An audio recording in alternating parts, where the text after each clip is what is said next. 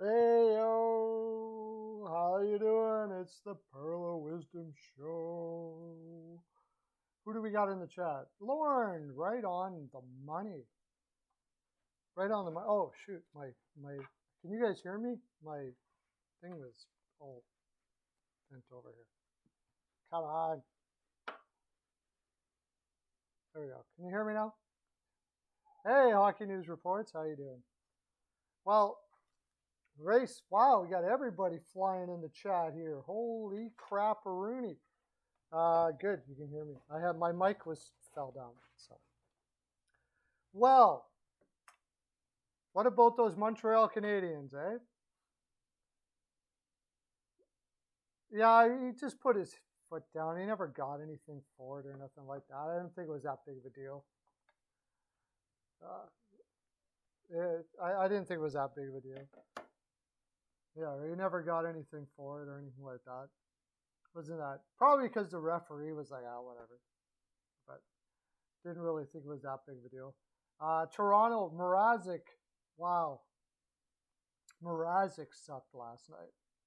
Yes, okay, the defense didn't play all that great, but you got to stop some pucks, man. But the thing was, and I thought about this afterwards, when they went and got Lyabushkin, and then Lyabushkin wasn't in the lineup, they played like, it looked like Hole and it looked like the defense played like they better be good this game, so they were nervous as all hell. Because they were nervous as all hell. Hole looked like he was nervous as all hell, which tells you about the player in itself. Like that, as on this level, you should be able to put all that stuff behind you. But he must have been shook. I think he might have been shook by the fact that they went out and got Lyabushkin. If you're shook that they went out and got Lyabushkin, then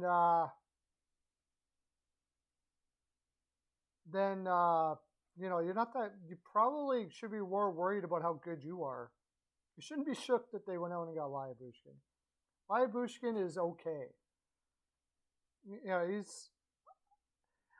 I don't know. He was looking like he could be a 5-6, but I'm not sure. On most teams, he's a 7. So, and well, that being said, most teams Hole is a 7. But I think, like Hockey News Reports brought up here, that trade was made more by the fact that Muzzin was likely going to be out, maybe, or did he get injured in that game? Did he get injured in that game, or did they might have already known that Muzzin was having some problems as it was?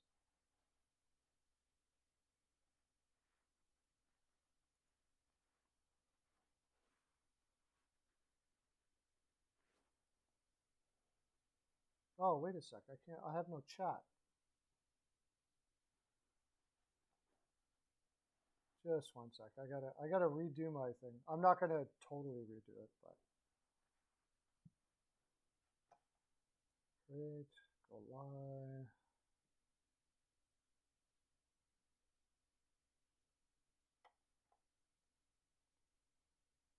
There we go. Now I can see it. Oh, okay. So that was during the game. Oh, it's a good thing they went and got Lyabushkin then. He's serviceable defenseman, but yeah, he's okay. He's okay. He's a depth guy. On the Leafs, though, he's probably a 5-6. But that is the problem. That is the problem. He shouldn't be in your 5-6. That's it. Generally, like in Colorado, he's not going to be in your 5-6. Let's think of some teams. Probably Edmonton, they would be. He probably doesn't make Carolina's top 5-6. He probably doesn't make St. Louis's 5-6. Calgary, definitely not. Boston, probably not. Minnesota, no. Like he's not making a lot of teams top 6. Hey Brian, how you doing, buddy? Thanks for coming in.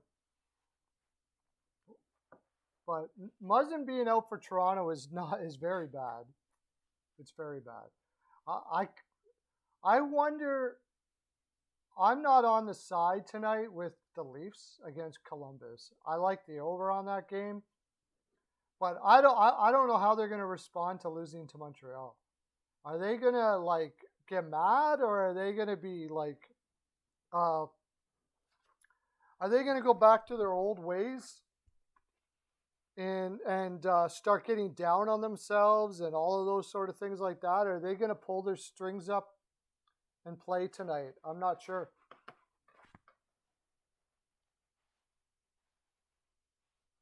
No, I didn't see that. No, I didn't watch an incredible amount of hockey this weekend. Actually, it was family day weekend, so I went out and did a bunch of stuff.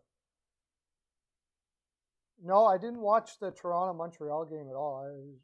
It was way out by the time I was like, by the time I got home, there was no reason watching it. It was a blowout. I didn't see the game at all. The Mrazek made a save that game. Wow. Canes had a tough game against Philly. Yeah, I knew that was going to be a tough game, but I still took them in reg. It was so silly. Yeah. Oh, really? That's why.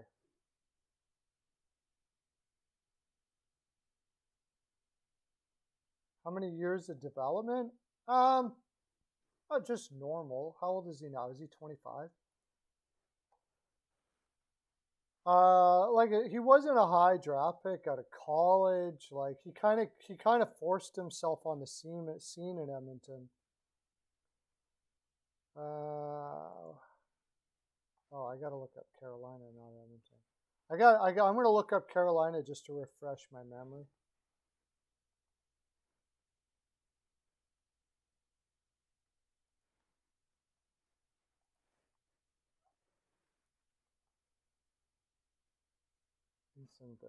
He's 24 now. Yeah, he was drafted in the middle rounds. So he played his full Western Hockey League, like right up to the last. And the last year he got 70 points in 67 games, but that was like he was 21 by then. Then he had 2 years in the AHL and started playing in the NHL right around 21, 22, which many will say was probably sooner than he should have. So,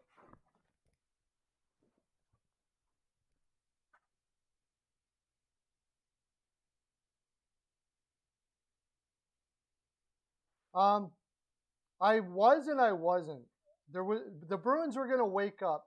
It was I did a live thing on this and I didn't listen to my own advice. But the Bruins were in their own rink, and this was a part where a place where Cassidy's going to be like, "Are we now going to beat the big bad Colorado Avalanche? We can change everything right here. We beat this team. Colorado was coming off the road against Buffalo. They're in an Eastern time zone. Uh, Probably underestimating a Bruins team that has been struggling. And that's exactly what happened. They underestimated the Bruins right off the get go. The Bruins came out with the Warriors' attitude and put Colorado back on their heels, and they couldn't get out of it. Sort of rushed. I mean, if almost all the Oilers prospects are rushed, we had a poor development system. Sort of rushed. He was 21, something like that. 21, 22, something like that. So he was sort of rushed. By the way, I just did a JT. I finally did my JT Miller traded video. I'll have it out tonight.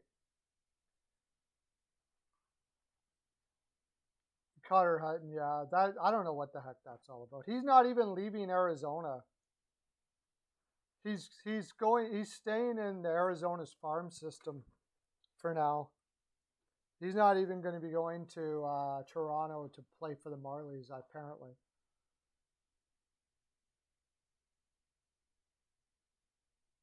Well, you got to. He's underdeveloped. Yeah, he's a guy that you're just going to have to be patient with. His development problem is not really physical, it's mental. He gets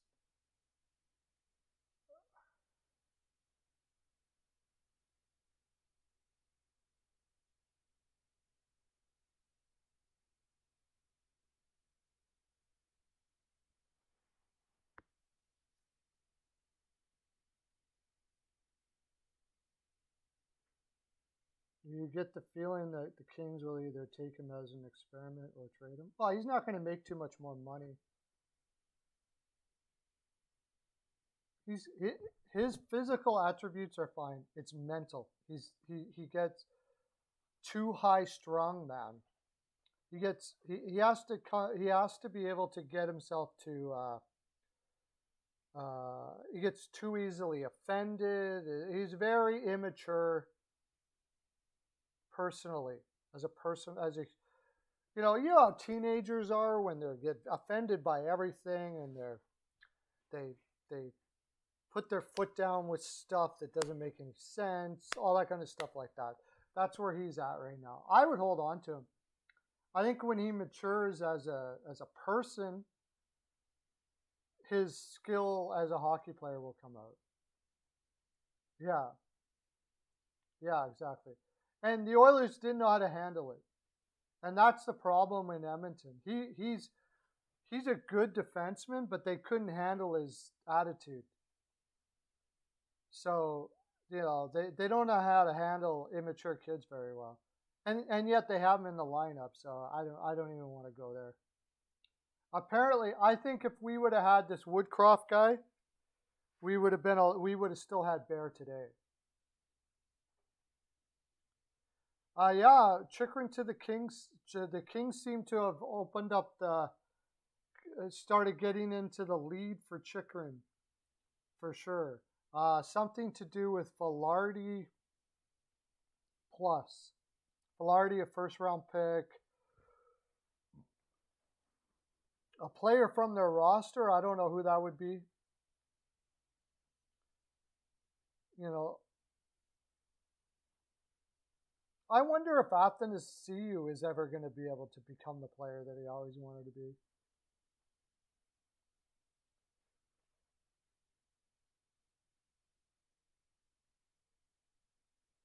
Evander Kane has been excellent here in Edmonton, though, man. Evander Kane has not been a problem at all.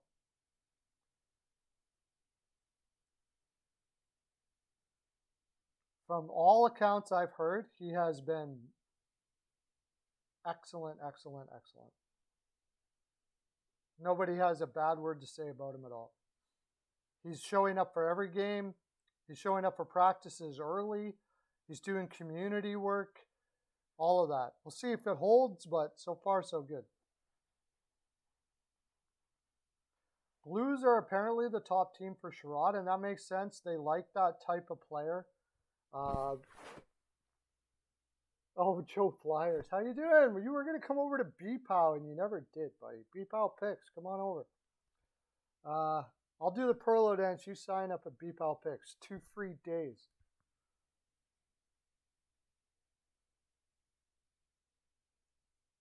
Yeah, well, he has been. Not only has he been excellent that way, he apparently, like in the room, he's not causing any problems at all. He's very, he's very nice. Everybody likes him. He's fitting in well.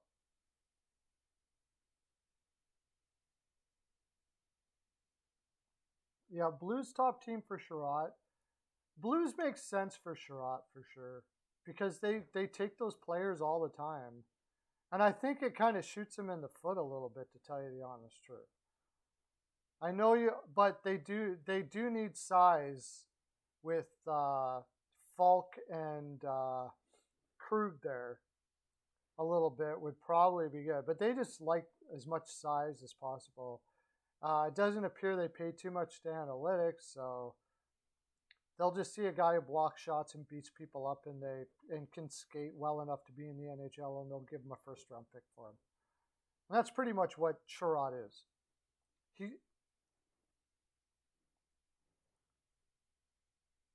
They're going to get a first and a prospect for him. Where the heck is St. Louis? Oh yeah, they got the cap space.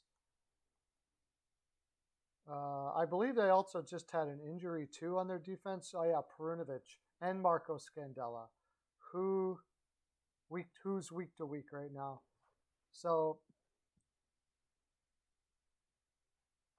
but isn't he?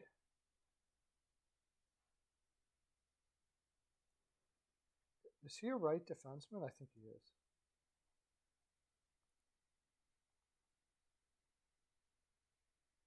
Yeah, and he's a right defenseman. Yeah, I definitely, I would say the Blues are probably the number one team to be able to pick him up. Brendan Hagel's not going anywhere apparently.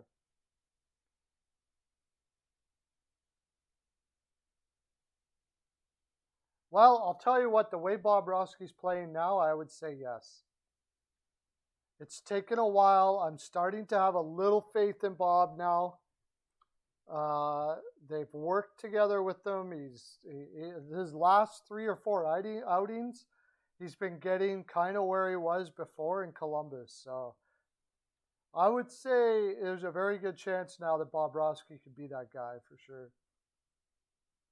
We'll see though. I mean, it's Bobrovsky, so he's gone through a couple good stretches before, but this is probably the best I've seen him for an extended amount of time for a while. So,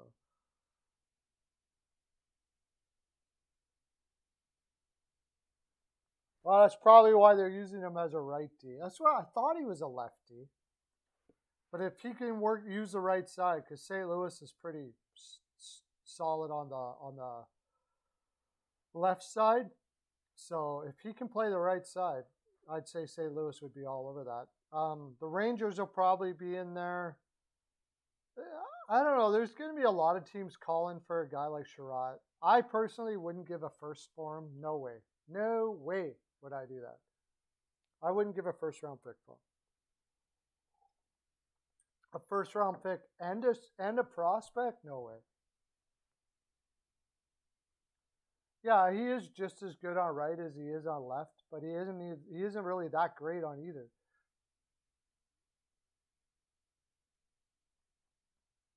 It's like people saying, "Oh, the guy can play wing and he can play defense."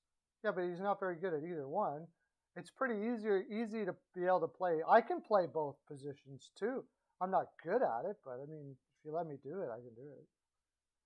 I'm not good at either one of them, but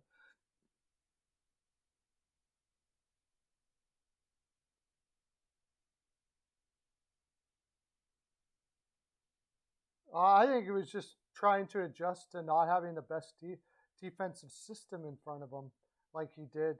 He was coddled in Columbus, and he was just adjusting to that. Like from what I understand, Tortorella is one of the most goaltender friendly coaches to play for. Like he is amazing. He basically leaves you alone. He teaches his forwards how to play. He gets the goaltender to help the forwards to play defense the way is going to be best for the goaltender. That's the reason why Tortorella never wanted his goaltenders to be traded, because his whole defense was built around his goaltender. And when you bring in a new goaltender, now you got to do it all over again. So Bobrovsky was like in heaven there in Columbus. But I mean, how do you turn down $10 million a year to go to Florida? It's a pretty cool place to go to.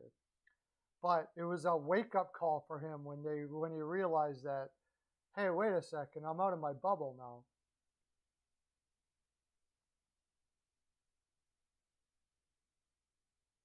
Oh, I could see it. Hughes' son, yeah. I mean, that's Hunt. Who? I don't know. Who's the Hughes in there? I have to pull up the Rangers. He's a prospect? I take it.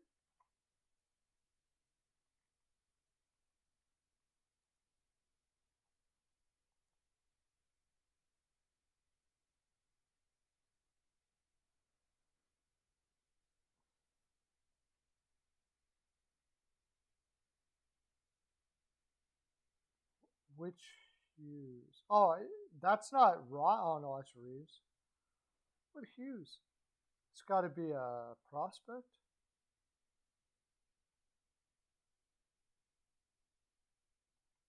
Miners? Prospect.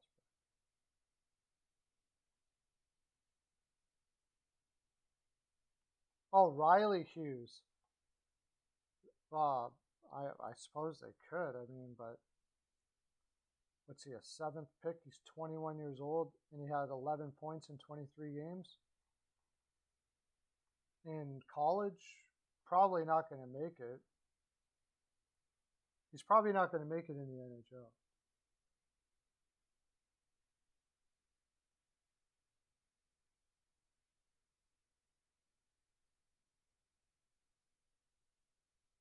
No,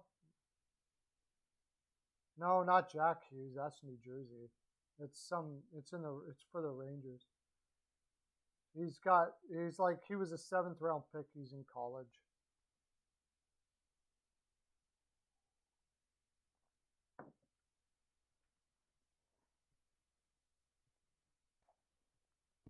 Yeah, I think Claude Giroux. I think JT Miller maybe. See, I could see something where they trade Trocheck to Vancouver for Trocheck and a package of players, of course, first round pick or something like that. I know Vancouver will be going after your Nikishin kid. That's the guy that they're going to want if you get JT Miller. But JT Miller just works there because of all the Rangers they already have. They could trade Trocheck in the deal and then feel like they're getting something back for a guy they're probably not going to sign. Vancouver would then, that would be a three-way trade. I could see a few three-way trades this year. New Jersey would be something, or Minnesota would be something like that too.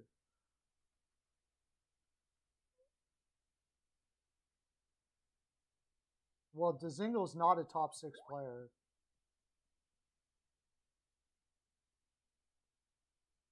Dzingel is not a top six player.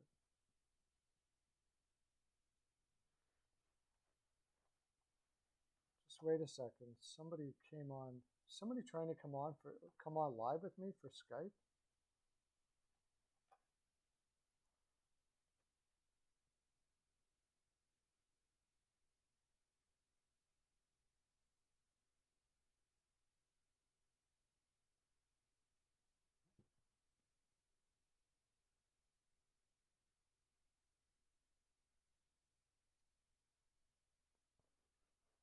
Somebody come on live with me with Skype.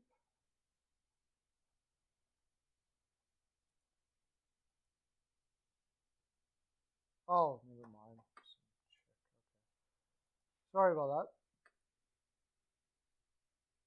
that. Hey, Bill, how you doing? Long time no see, man. Yeah, Jazingo's not a top six player anymore.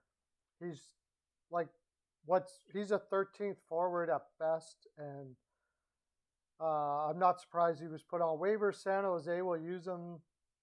Uh, they have no depth on that team at all, so it's a good landing spot for him.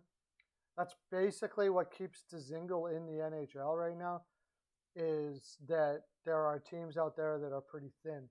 He works hard. He goes to the corners all right. I know in Ottawa he had some decent offensive numbers there for a bit, but over the course of a season he can't hold it up. He's shown it over and over and over again. He's a bottom player, yeah.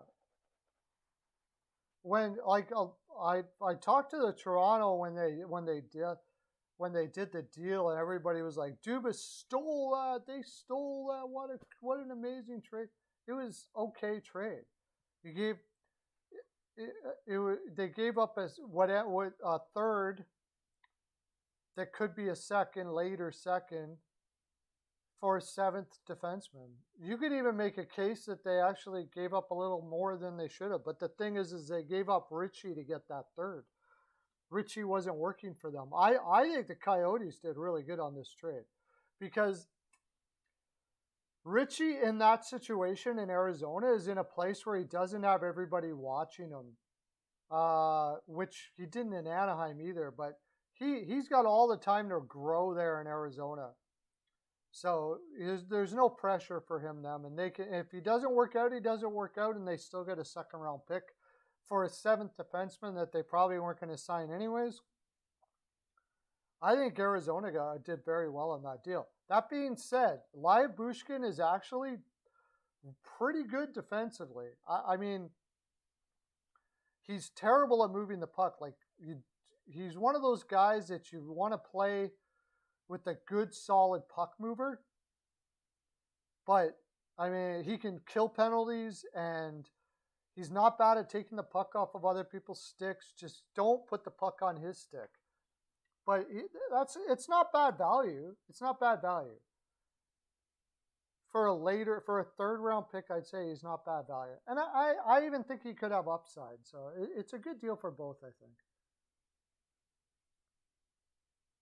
Yeah, Bruins dominated the Avs. They finally put their foot down and said we're going to play with pride. And the Avs were on a bad part of their road trip. They probably thinking, okay, we're a bit tired, but Bruins are struggling right now, so we'll be okay. They probably went in there without much sense of urgency, since Colorado is firmly in a playoff spot. And I said this in my live broadcast I did on TikTok, but then didn't listen to my own advice.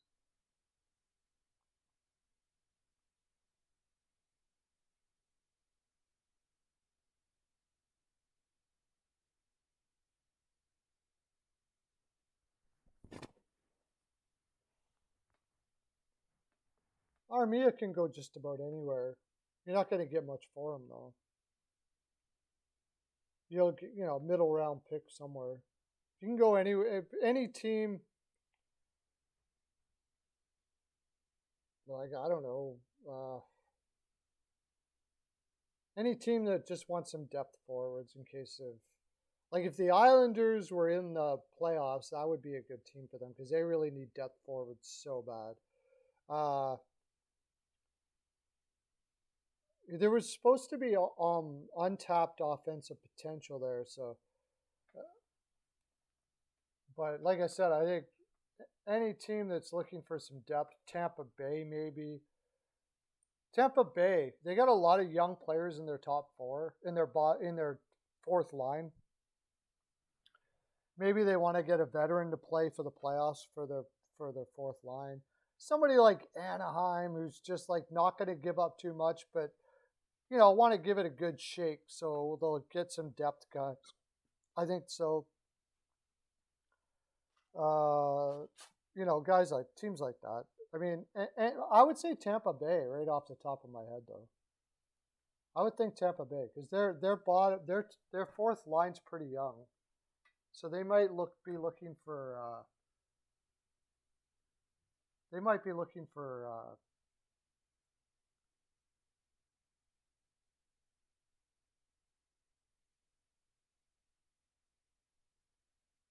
Yeah, it was more than likely Jack Eichel was going to take a little bit to get going there in Vegas. I loved it when they had Vegas, that first Vegas game that they played, the first game they played, I was all over I can't remember who the other team was. Is it LA? I think it was LA, right? Because I knew it was going to take a while for them to adjust to having them there. For sure. I mean, it's just common sense. I don't think I know you're going to keep on saying this till the deadline, Whitechell, but I think you're going to be deeply disappointed by what Toronto does for defense. I think you're going to be deeply disappointed. I don't think you're going to get much more than what you got in Lyubushkin, honestly.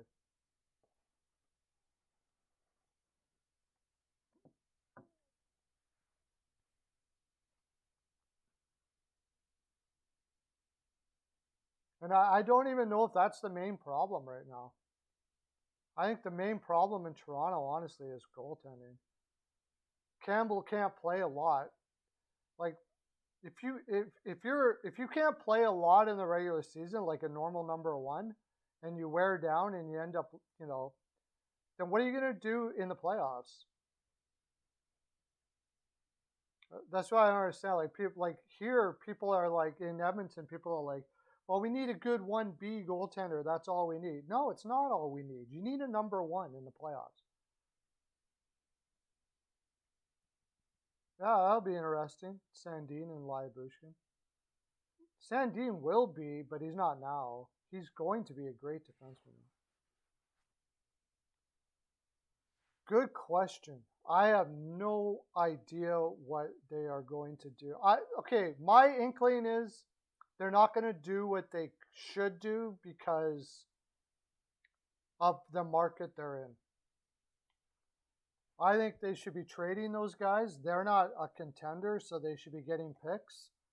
But the sponsors would just pull out if they did that. And not only that, the owners can't afford not to. They got to make the playoffs, and that's it. So they're going to keep them all. They're going to keep them pretty much for sure. I don't see Anaheim doing much of anything. Maybe trying to trade Sam Steele because he's just not working out. But I don't see them doing much of anything, to tell you the honest truth. They're not going to add and they're not going to sell much because they got to make the playoffs. So I don't see that. Now, if you're an owner that's like got so much money that it doesn't matter if you lose money, and you can tell your sponsors, I don't care what you say, I'm building a dynasty here. Maybe Raquel, but they're going to want a body back. They're in a very weird spot. It's always a bad spot to be a team that isn't a contender, that has to make the playoffs to make money, and really should be still selling off to keep on building the depth. Because the goal should be to build a dynasty that you can keep going over the long term. That's what everybody's trying to do. All teams are trying to build a team that they can maintain as a very, very good team and have a chance every year. That's what everybody's trying to do, right? And in order for the Ducks to do that, I think the only way they can do that is if they trade away the Mansons, maybe even a Lindholm, and get picks, then add on free agency again and give it a shot and let these kids grow. Keep on growing and growing and growing until you are an actual contender, and then go from there. But I don't see them doing it.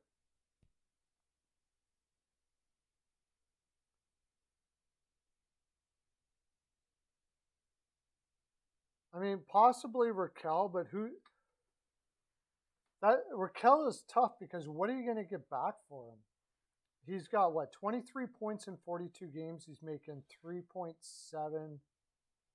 Somebody will probably give you something for him. Do they have a winger to take over? Jacob Pearlo, how's he doing?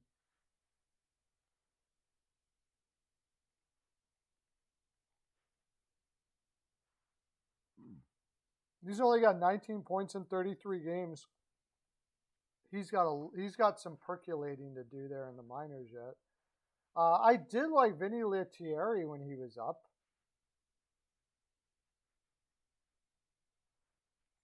But he consistently gets sent back down again.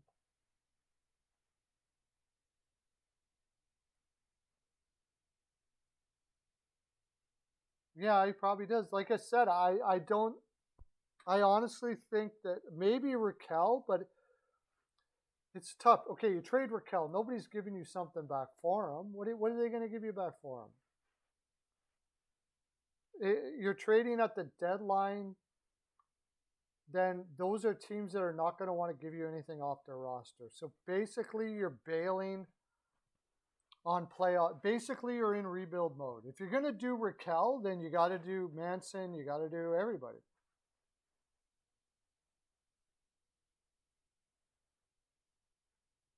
Well, that's Lauren's guy there. Lauren was the guy. Lauren was all over Ottoman from the Rangers. I mean, that Rangers team is going to be disgusting. That Rangers team is going to be disgusting. I think if you trade Raquel, you trade everybody. It just doesn't make sense to keep that.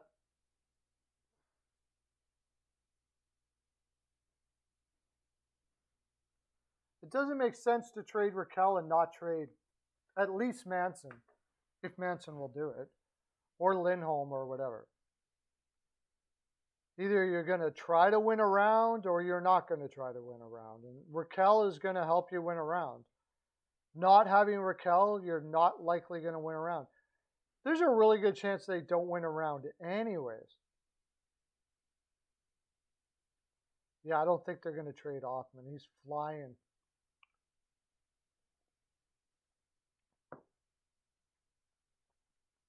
Yeah, Smith had a bad night. And they were playing 5 games in 7 nights. I should have been all over Minnesota there. But Minnesota pissed me off. They when they lost to Winnipeg.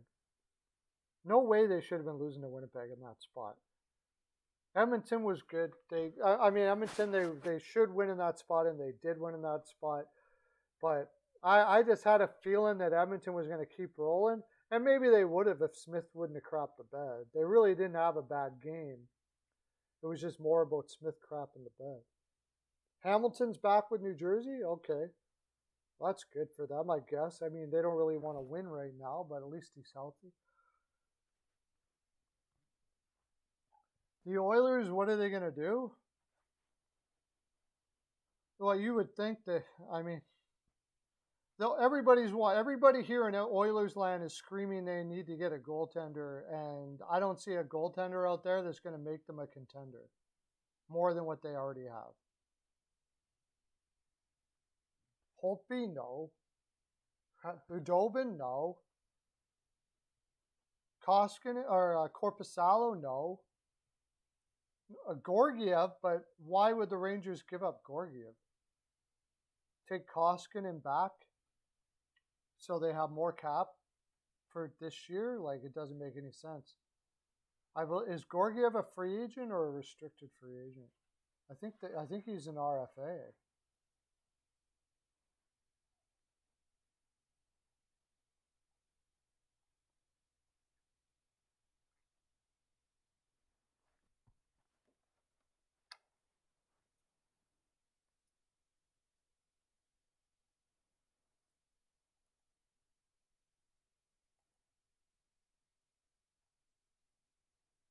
No, oh, he's an RFA, but he's going into unrestricted free agency. But the fact is, they still control his rights. My thinking is that they're going to keep Gorgiev because their players are used to playing in front of him. I don't see them trading Gorgiev. No way. Yeah, they need a better defense, but I don't know if they know that. So you're asking me what they would do. It's been better since they started using the guys from the minors. Since they started using the guys from the minors.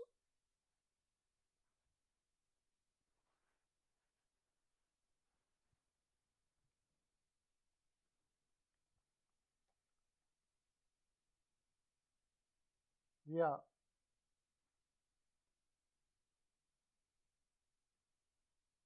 Like, you're asking me some things, your guys are picking the right teams to ask about, like, what are they going to do? Because those 2 teams, Anaheim and Edmonton, they're sort of trapped.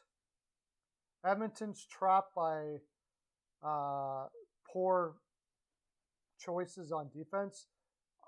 They almost got to go with what they got, and I think they have no choice but to go with what they got. I have been amazed by how much Lagesson has improved this year.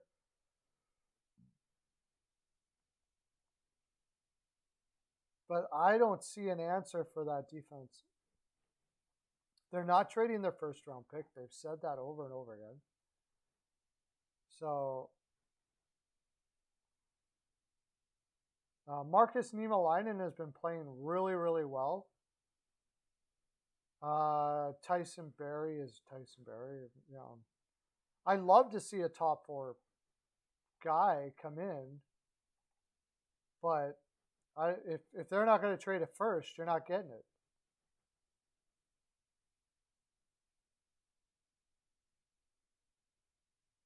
Maybe they can work out a 3-way deal or something like that, but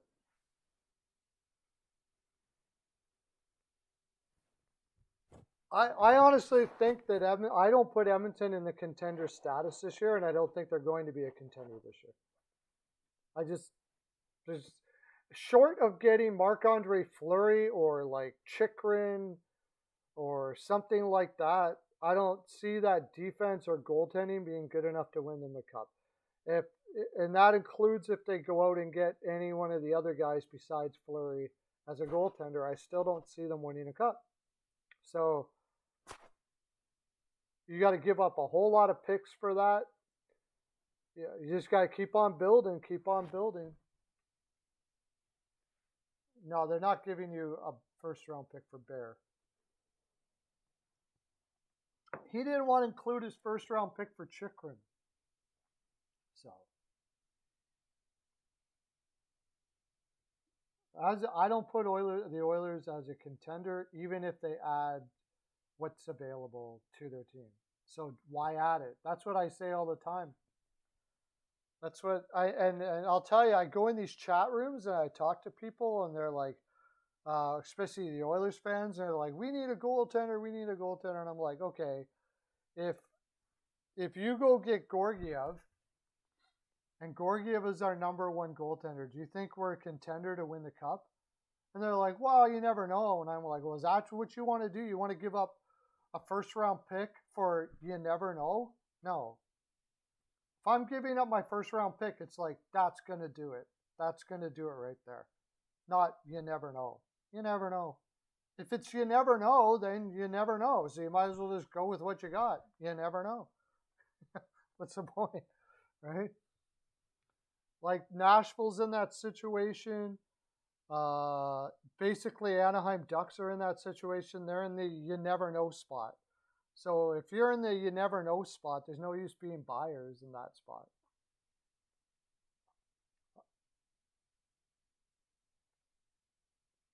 And to a certain degree, Minnesota is, because their goaltending is not good enough.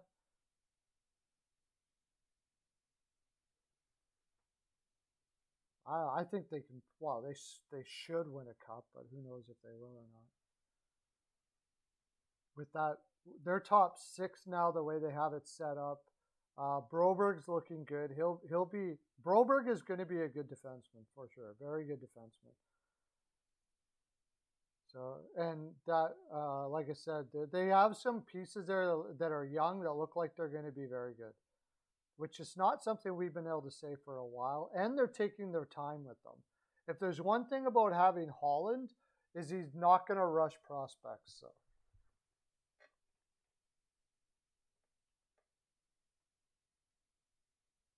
Yeah, well, they're not going to fire the GM out that quickly. I don't know too many organizations that'll do that. So, but I mean, Woodcroft has looked really good there. So,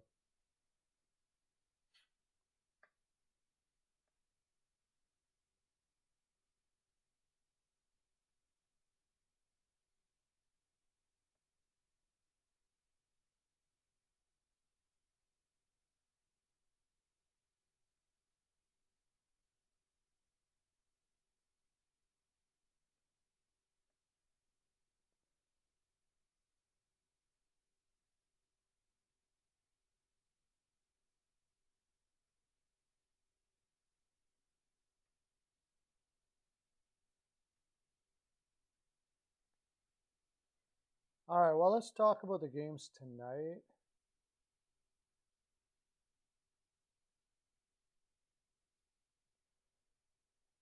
Well, Mrazek just crapped the bed completely, and Montreal's on a high right now.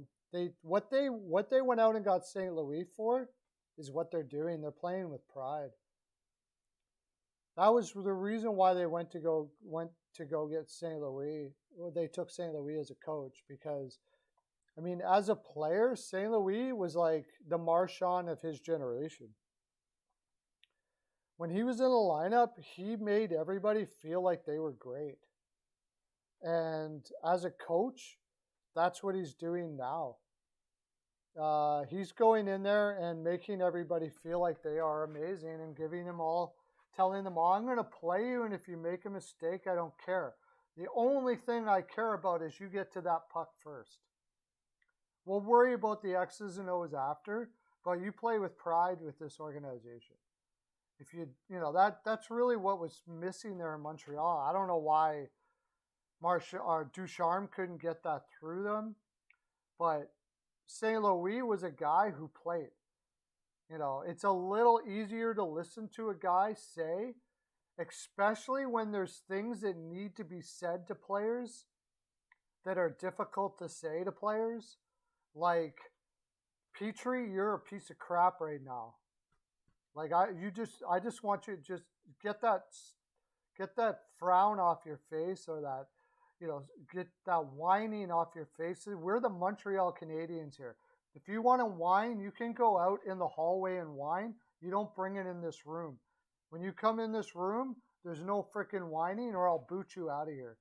And a player who played the game, like St. Louis, can say that and get away with it because he knows where they're at, and team will look at him and realize that, I mean, this is a Hall of Fame player who won a cup.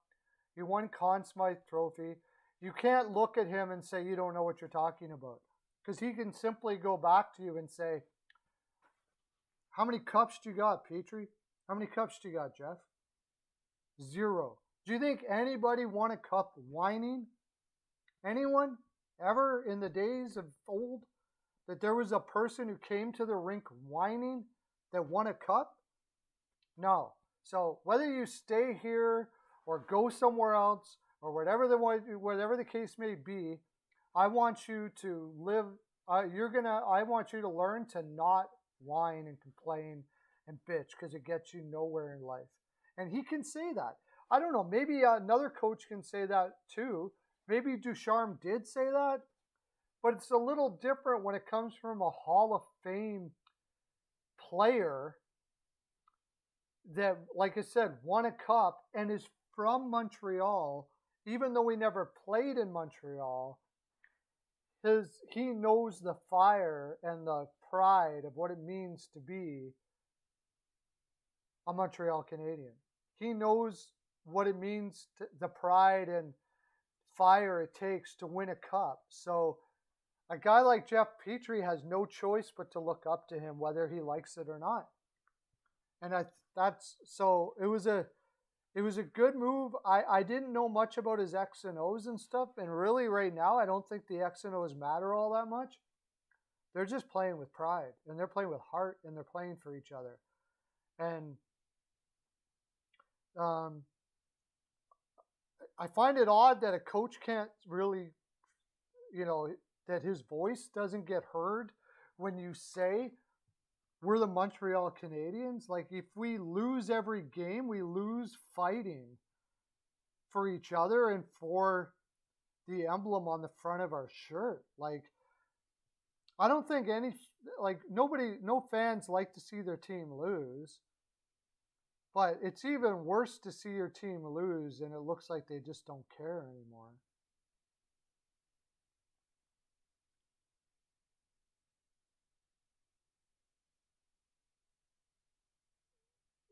It's not goalie hell. I mean, that's pretty. It looks like Maltin Bow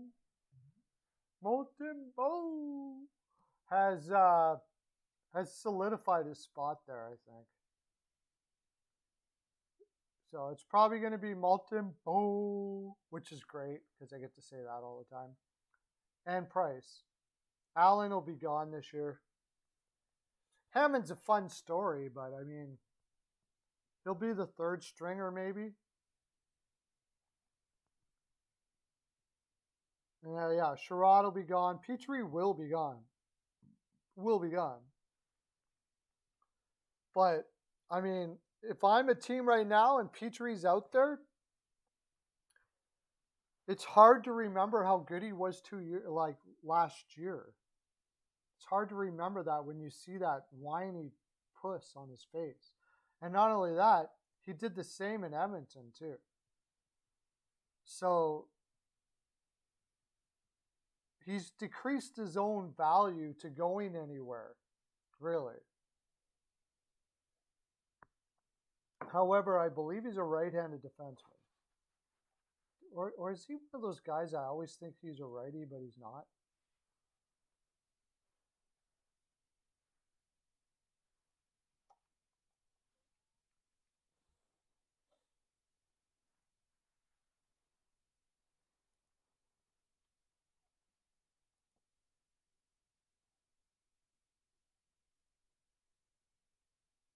Oh, he's a right-handed defenseman. So there's somebody's going to do it.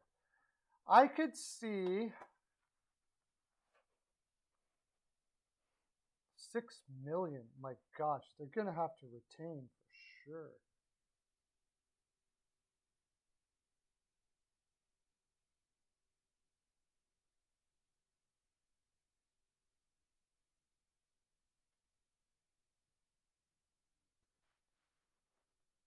They're going to have to retain for sure. I would have to think, or bring a player back or whatever. But somebody will be out there. Like Tampa Bay, for some reason, I think Tampa Bay has enough veteran leadership to be able to control Petrie, and not to mention when Petrie's on a good team, he doesn't act like that. It's only when he hates losing so much it consumes him. I think that's the problem with him. But maybe Petrie to Tampa Bay, I could see something like that. Cal Foote is still pretty young at 23. I don't know if they want to be using him that much in the playoffs. But I don't know who would go back and return. They would need to send money back and retain and everything like that. So that's just off the top of my head, though. Hey, I don't think they're looking to trade Konechny, Eugene. They'll have to offer a lot for Petrie? Nah. No, they won't. Petrie shot himself in the foot now. I don't know. He's a right-handed defenseman. People overpay for them all the time. Maybe they do get a first for him. David Savard, if they can find somebody for him, he's been horrible this year. Yeah, I don't know if anybody realizes it, but he wasn't good last year either. He wasn't good in Tampa Bay even, but he ended up winning a cup. Do you think they'll have to offer a lot for Petrie, Bill? Oh, Allen, they won't get nothing for Allen. Allen's just a backup goaltender. That's it. They'll get maybe a fourth or fifth or something like that. The market for backups right now, maybe a little higher, maybe a third, but I don't think anybody's going to give up more than a third for any backup goaltender out there. Allen's a backup goaltender, so. At the deadline, maybe somebody ponies up a third because really it's such of an advantage. I mean, you don't want to lose because you had no goaltenders left. You don't want that to happen. So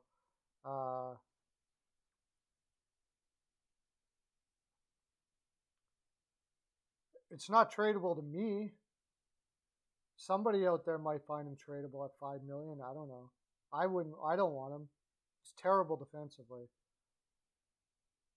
For $5 million a year over a long-term contract, like he's tradable again if you take money back. If you're willing to take something back, then possibly, yeah. Or if they're willing to retain, which I doubt with that long of a contract that they want to do that. I think Josh Anderson probably ends up having more value just staying. But unless some general manager out there, gets a hard on for his type of play that creates havoc in the. But I mean, his type of game is basically a fourth liner that has a good shot. He's a fourth liner that has a really good shot and can pot some. That's really what Josh Anderson is. He's way overpaid for what he does. He was going to be when they made the deal, pretty much. What's he got? 12. It's funny. He would have 24 goals this year on the pace that he's on, though. He's a really weird player. He's terrible defensively. He's big though, so he wears down the opposition. He hits a lot, but he has a tendency to put himself out of position in doing so. And he's got 5 years at $5 million, 5.5. I can't see anybody taking on that much contract for a guy like him. I just can't. But stranger things have happened.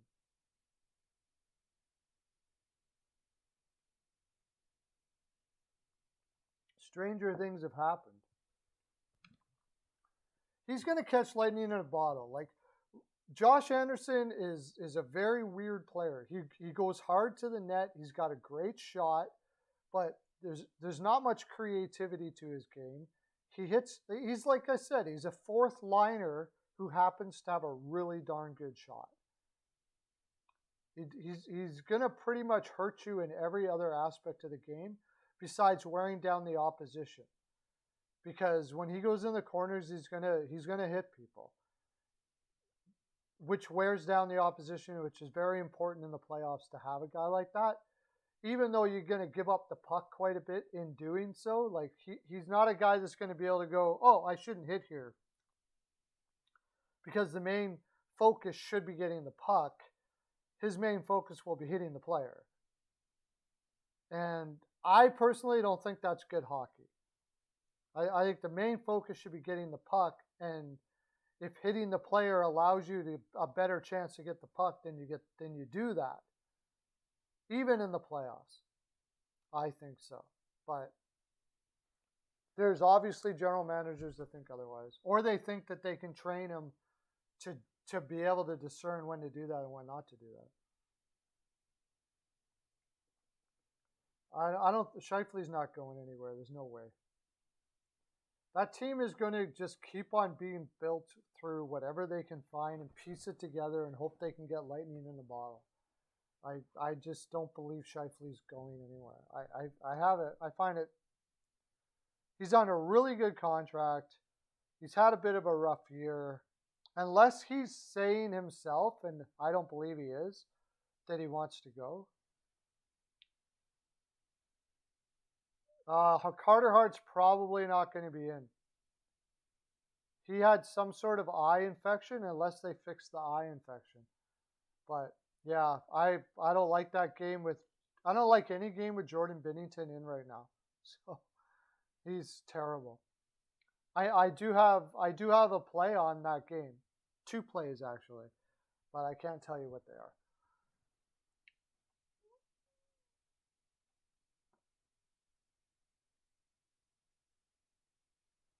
For tonight's games, what do we got?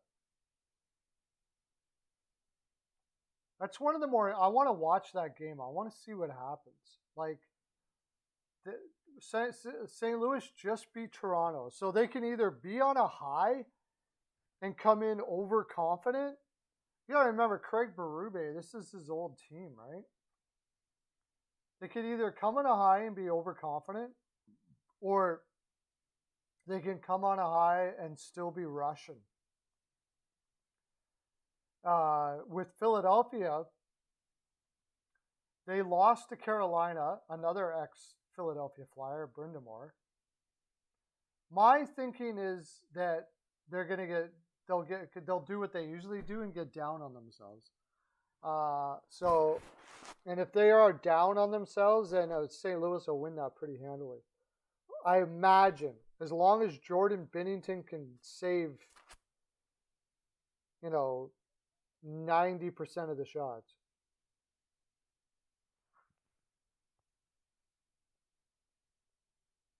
Yeah, Seattle on a back-to-back with Grubauer in net. I hate that game. The Islanders have lost all confidence. Seattle could win that game for sure. I hate the juice that they're giving the Islanders. Like, to me, it's like Seattle or nothing to pick. I'm off of it. I imagine the Islanders will win, but I have no confidence in the Islanders right now, so I don't know what to do with that game. Probably an over. Grubauer is terrible. Sorokin hasn't been great. Probably.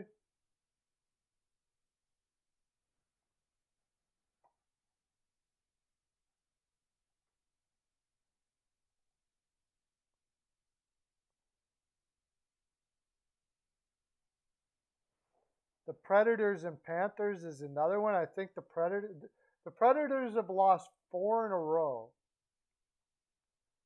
Florida is not the team I'd like to be going up against if I lost 4 in a row. um, but Florida just came back from a fairly long road trip too. But I just can't not back Florida right now. How do you not? How do you not back them?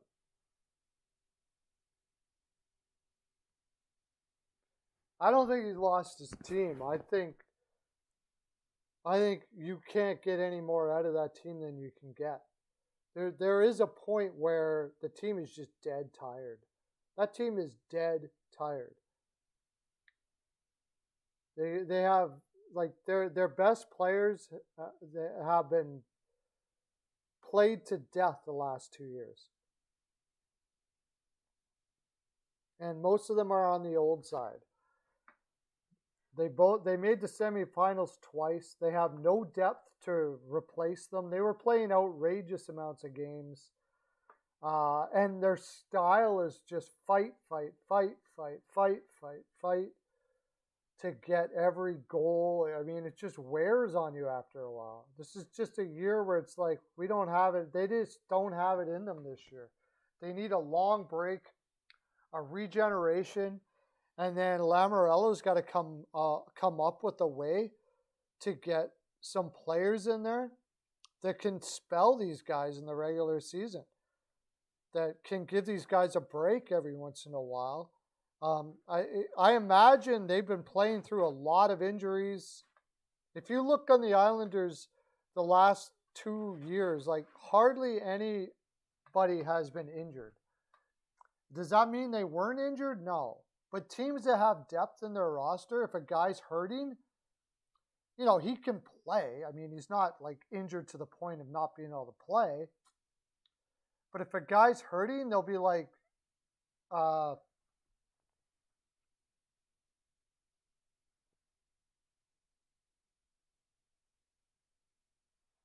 if a guy's hurting, they'll be like,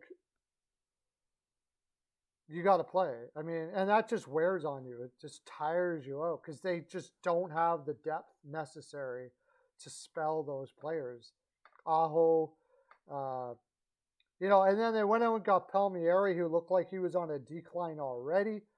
And so you can't. Their AHL players are crap, Bill. Sorry, but they're crap. They have no depth on their team. Their AHL players are terrible. That's been their problem for a long time. I don't know if you remember last year when I said that, like the Islanders will do their normal thing and they'll be really good and then they'll fade hard down the stretch because they don't have depth in their organization. They need draft picks. They need to get young players or players that can play, but they're out of cap space to do it. They're in a bad spot. And they're probably not going to rebuild. I have a feeling Clutterbuck, Martin, and those guys, their time is done. That's it. They're going to try to get some picks for them, and their time is done in Long Island. But, I mean, that's not going to really help out all that much. But next year, they'll start bringing up some guys from the AHL. I don't know. They'll get some cheaper guys for the fourth line. They have no choice. It's really one of the things that's been killing them is they got the most expensive fourth line in the NHL with Martin, Clutterbuck, and Cizikas. All of them were making like $3.5 million a year, and you know it's hard to get top line depth when you do that. So, oh yeah,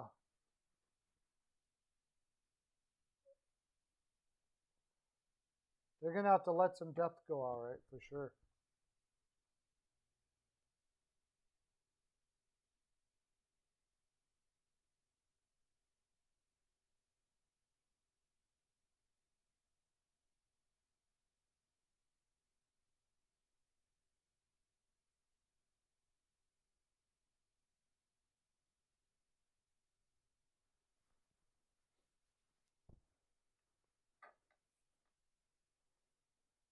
Yeah, they got a lot of big decisions there to do on Long Island. And I don't know, Lamoriello is a loyal dude, so Lamoriello was almost like the worst thing you could have did for that organization. He's got to stop being loyal. Like bringing Parise back, what was the point of that? Chara? Really? You thought that was going to be like a way to I don't know. He's got Bailey's got to go, but nobody wants him. They let it go too long, and I know why. Because Bailey has been a guy that has stuck it through there right to the end. He's gone through arena deals. He never asked to leave through the hard times, and it's hard to let those guys go. It really is because the effect it has with everybody else in the room. But they have no choice next year. They got to give Wahlstrom more minutes. Kiefer Bellows has got to take that spot up there. Kiefer Bellows has got to take that spot up there. And yeah, they got to get younger. They have to get younger. It feels to me like even if they get some rest and everything next year, it feels to me that this team is just always going to be a tier below the way it is. Unless they can find a way to get like a stupendous player for that. Or if Sorokin can turn into what they always thought he was going to turn into.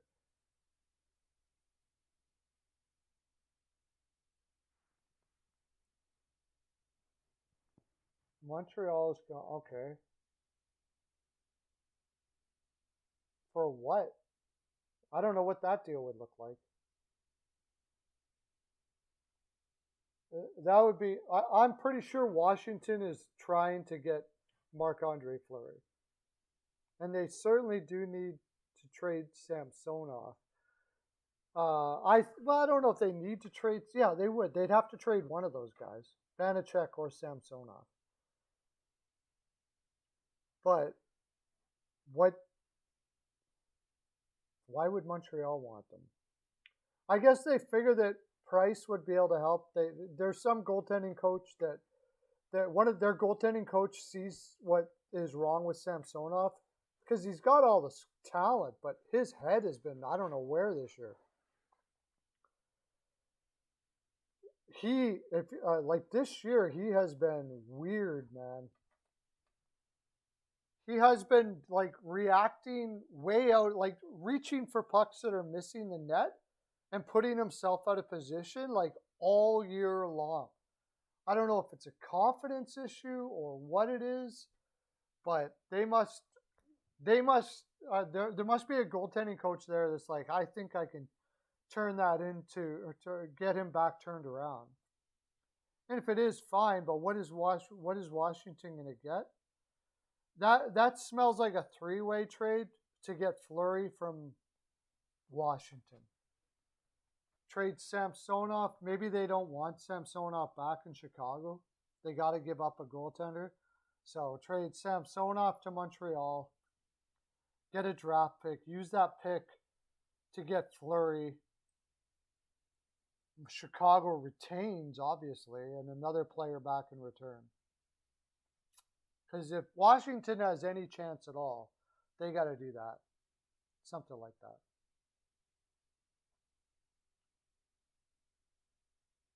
Primo Allen. Why would they do that? I can see Primo. They don't need Allen, though.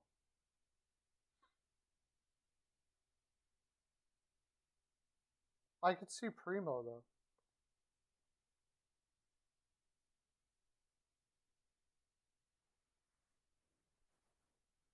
Primo and a pick or something like that, I could see that, but I don't know what they would want it without. They don't need Allen for anything. Allen's not going to get him a cup as a number one goaltender in Washington. Vanacek's not going to get them a cup. Allen's not going to get them a cup. They need to win a cup right now. They need Marc-Andre Fleury. Period. That's it. There's nothing else Washington can do out there to get them a cup. And I think Edmonton is in the same boat and Minnesota is in the same boat. If Minnesota wants to win, I've heard Minnesota, like remember Bill Guerin played with Marc-Andre Fleury in Pittsburgh, right?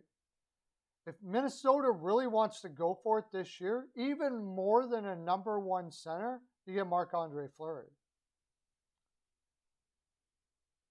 And you trade Talbot and whatever picks or whatever for Fleury. Or do a three-way deal, kind of like what you're saying right now. That's really the only way that either Edmonton, Minnesota, or Washington, the only way I believe they're cup contenders, at least a high percentage. I shouldn't say that. Like you said, anything can happen. But to go into the playoffs not in anything can happen mode, they would need to get Marc-Andre Fleury.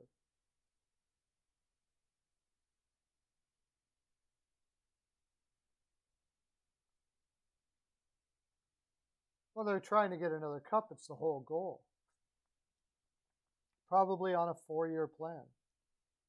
They're going to grab a whole bunch of... You'll find that, like, they grabbed that kid from Calgary. I think that they're going to try to... Like, he did that for the Rangers. He's going to grab as many player-ready... As many prospects that are more ready rather than draft picks, like actual prospects, because they want to rebuild this quick.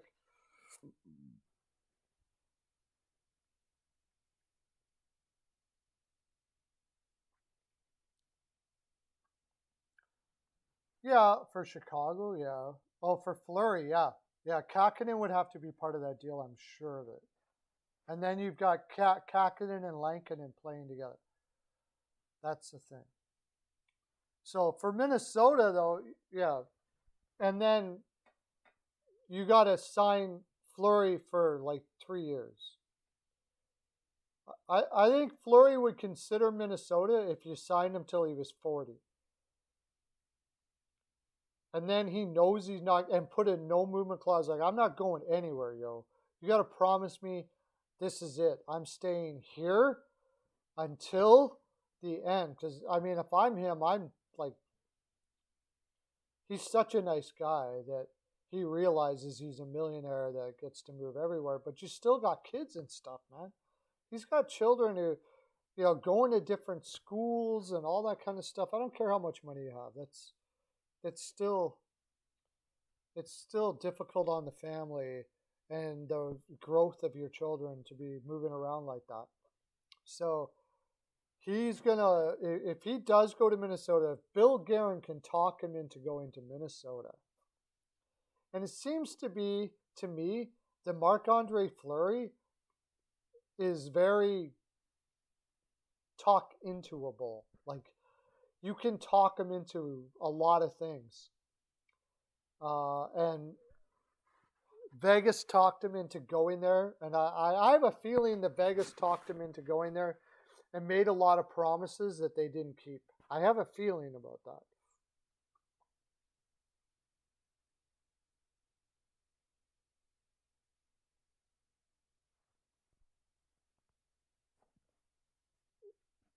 Yeah, because they want a first and a prospect, and they're not gonna, they're not gonna say they like the offers yet. That Ben Sherratt's a trade deadline deal. They're gonna wait till everybody stews and waits and try to build that up as much as they possibly can. They're gonna wait till everybody gets excited. Like all the pieces start falling off and there's nowhere to go. And everybody's gonna want a Sherratt. There's gonna be they're gonna want him. They're gonna want that big guy that can bring the pain in the playoffs. No doubt about it. They're gonna get a first and a prospect. I know it wouldn't be me though. I wouldn't do it. Yeah, I agree, Hajin, though. Like if you're going to give up Kakinen, the thing I have with that, yeah, I mean, it's hard to give Kakinen up, but I probably do that deal because you got a shot with Fleury in net. You have a shot. The risk is how long is he going to be able to keep up what he's doing?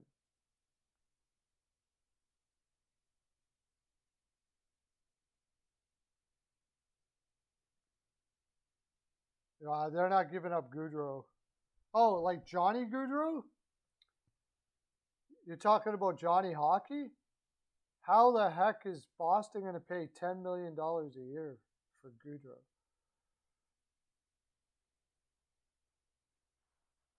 I guess if you wanted to do like a quick rebuild, then I would do that. Like a super quick rebuild. Get Johnny Gaudreau, pay him $10 million a year for 8 years, and then build around Gaudreau and Pasternak. Trade away Marchand and Bergeron. Trade away Marchand and Bergeron. And I hate trading Marchand. I freaking hate it. I hate it. I would hate to do that. I love that guy. Love, love, love, love, love. But the fact of the matter is, if you want to do a quick rebuild, Marchand's going to give you the biggest value you can get. Does he have a no trade clause?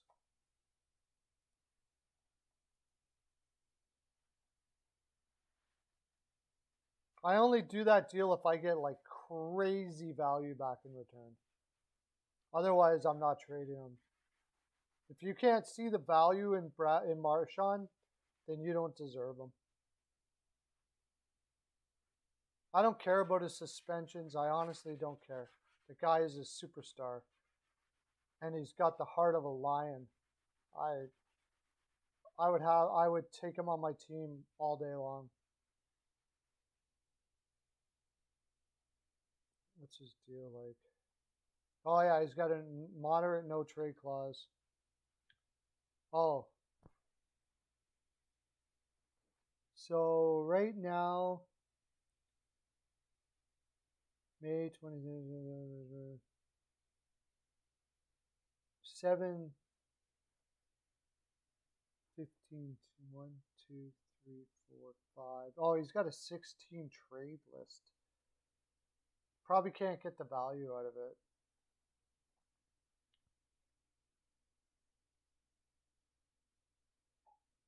You're not getting enough value out of them. Craig Smith and Taylor Hall, you're not getting enough value out of them to do a rebuild. What are you gonna get at it? I don't know what Taylor Hall is gonna get you now. He's moved around the league so much. He's getting $6 million a year. How many years is he under? Is he at?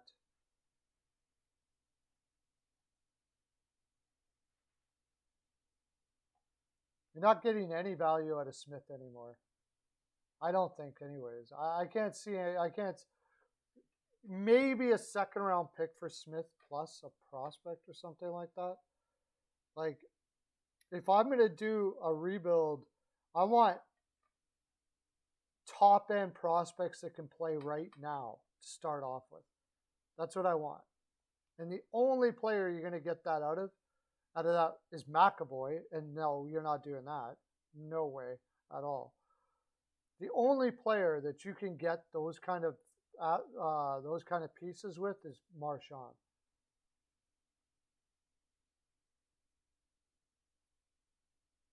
So they're in a tough spot. And then yeah, you go get Giroux. See, you go get that high end prospects, that the high end top end prospects, like a big package of prospects, like somebody like LA. I bet you LA would love it. So you get like, but I want like Kupari, I want Kaliev, first round pick, stuff like that. If they're not willing to do a deal like that, then I'm keeping Marchand. And I don't know what to do.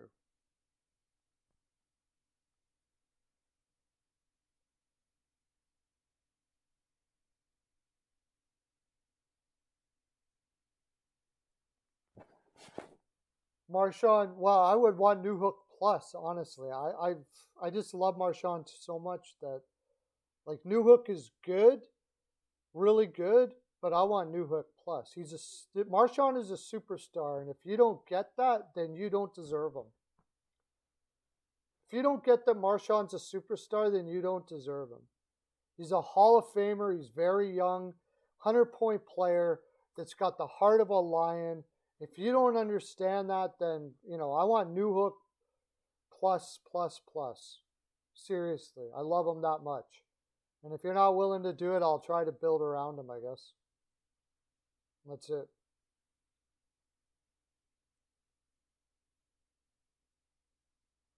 New Hook, Turcotte, what other?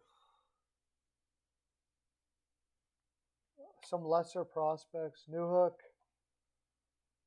It's going to be, in order to get Marchand from me, you're going to have to give a crap load. Crap load. Now, if I'm LA, I'm strongly considering this, by the way, because Marchand's a guy that you win cups with. Imagine Marchand and Kopitar together like that. Oh, wow. You freaking kidding me, man?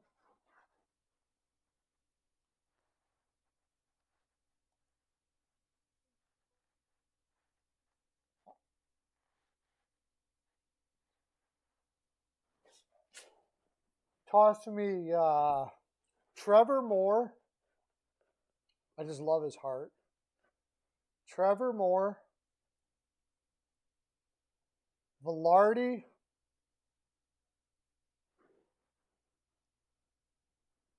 What's Kupari doing in the minors right now?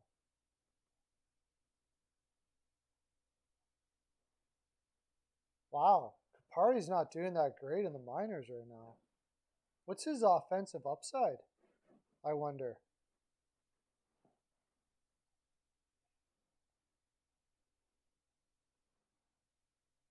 Turcotte's doing okay. Wow.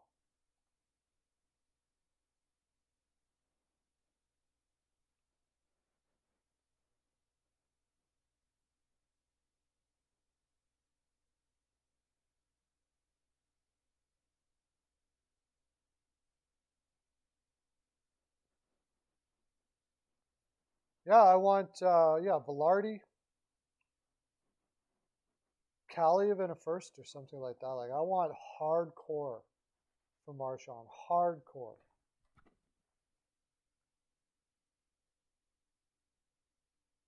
Yeah, that would be the other one. I mean, I'd rather build around Pasternak, but how old is Marchand? 30?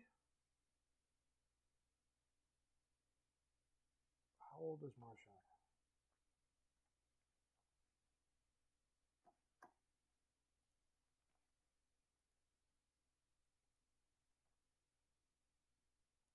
He's not as old as I think he is he?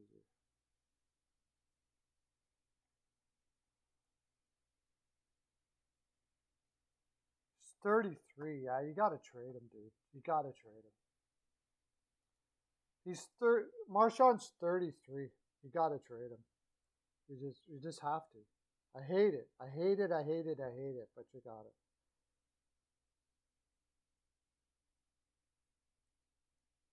No, nobody will take a swing at a guy like Ferk. No. I mean, maybe for depth or whatever, but not to play in their regular lineup. Nah, Boston's not going to let Pasternak go. No way. You got to trade Marchand. You gotta. And this might be the year that you can get away with that after what he did that game or whatever. Like, if he's 33, so we might not be able to pull the value we think out of it. I thought he was a little younger than that.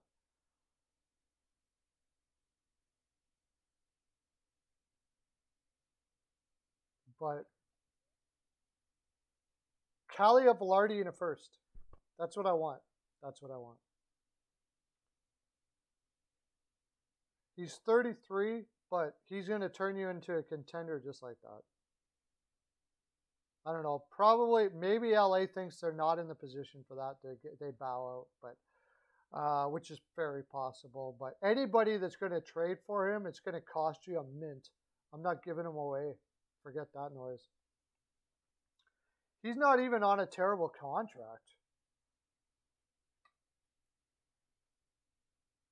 $6 million for till 2025. I mean, come on. Are you kidding me?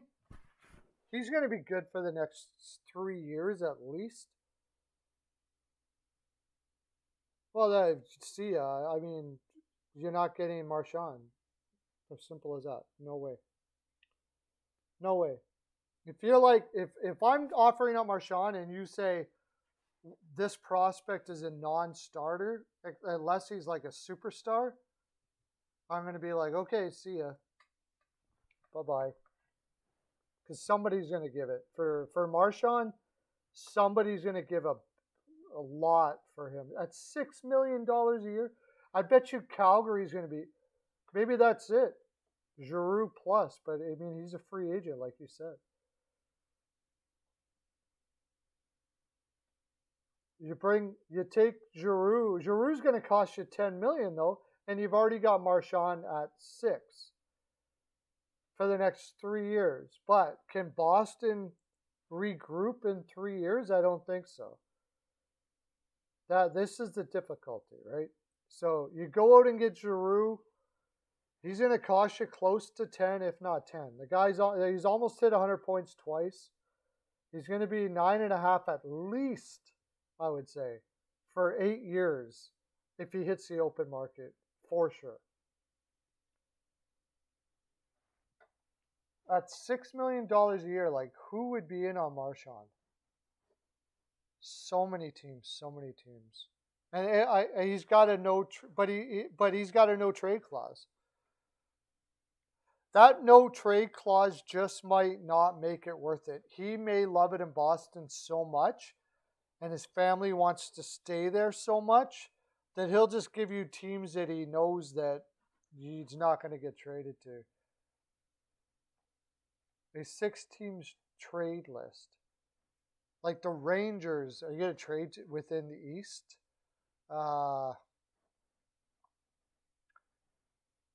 If I'm Colorado, I'm all over it. St. Louis, I'm all over it. Dallas, who cares? Yeah, they have everybody old, so what? You're looking for a cup.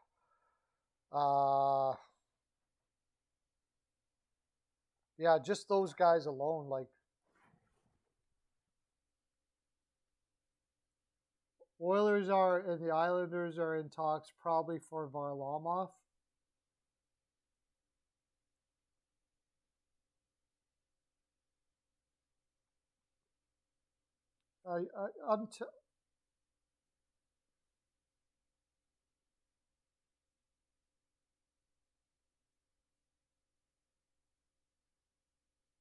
Yeah, he's a great two-way player.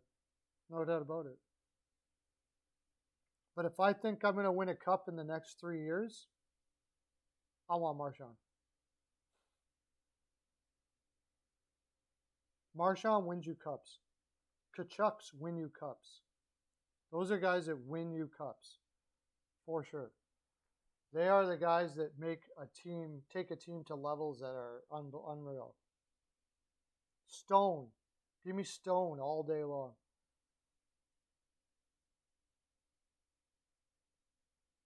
Yeah, he's staying in the Coyote. He's staying in the farm on the farm team for the Coyotes. It's just a depth pickup. That's it. That's all he is. I don't really get what there was some sort of a deal there. It's probably because Carter Hutton, he's a whiny bee. He probably found out that they were going to put him in the minors, and he said he wanted to be traded, and he probably had a hissy fit. So they called up Toronto and said, "Can you help me out here? Can you take Carter Hutton off of us? He'll just stay in the minors down there, so he's not attached to this organization." Probably something like that, because Carter Hutton is that. He's yeah. It's probably what happened there. But yeah, Hajin, if you don't want Marchand, that's fine. But it has nothing to do with Kaliev being a good two-way player, blah, blah, blah, blah, blah. Do I look at Kaliev and think we got to have Kaliev to win a cup? Do I think Marchand's going to win a cup for us more than Kaliev? Yes. Yes, I do. No doubt about it. But is LA ready to win a cup even with Marchand? Probably not. So yeah, you're probably right. Don't do the deal, I guess. Yeah. Could LA be ready to win a cup 2 years from now? Yeah, I think so. I think they could.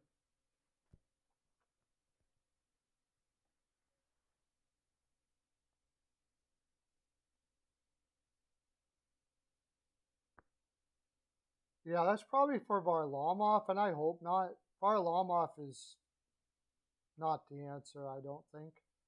Could prove me wrong, but I mean, when he played for Colorado, he started out well, and then he was a guy that couldn't play a lot of minutes, and he still is. When he was in Colorado, he couldn't handle a number one role. Then he went to the Islanders, where, of course, you're playing in a trot system that is very goaltender friendly, and he put up good stats because he is a slightly above average goaltender. And then if he goes to Edmonton, though, he's not going to have that opportunity. He's not going to have protection from his defense there. I don't see that ending well. But I imagine that they're offering up Koskinen and a pick for Varlamov. That's what I think would likely be happening there. I think Varlamov a free agent after this year, so it's worth a shot, I guess.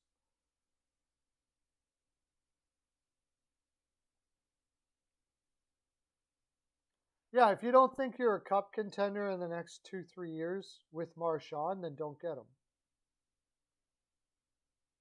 But if you don't think you're a cup contender in the next 2-3 years with Marchand, then you're probably not a cup contender in the next 2-3 years.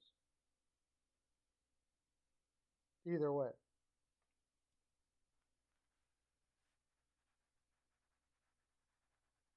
That's the way I look at getting a guy like Brad Marchand. I have to ask myself, do I plan on being a contender in the next 2 or 3 years? If I do, or is my goal to be a contender for a longer amount of time? So you keep somebody like Kaliev because he's going to be there a long time. And, just keep on building and building and building and see what happens. Probably the way LA goes. But if you're like, I want to win a cup in the next 3 years, I get Marchand. Mark, who's interested in Georgiev, Mark? The Oilers? I wouldn't be. He's not going to win you a cup this year.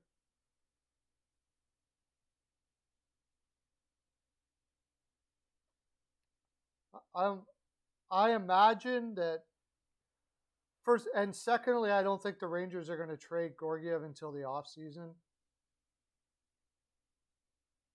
because to get another backup,